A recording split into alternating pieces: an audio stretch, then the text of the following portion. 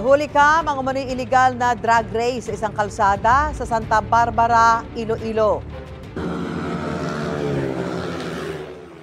Dinig ang harurot ng mga motorsiklo sa video na kuha ng isang tanod sa barangay Bolong Oeste. Kwento ng tanod, mahigit 10 motorsiklo ang sangkot sa umano'y drag racing.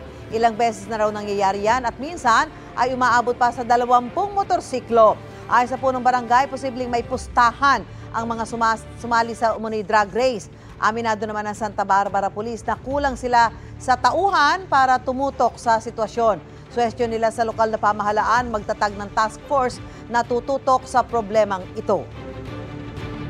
Gusto mo bang mauna sa mga balita?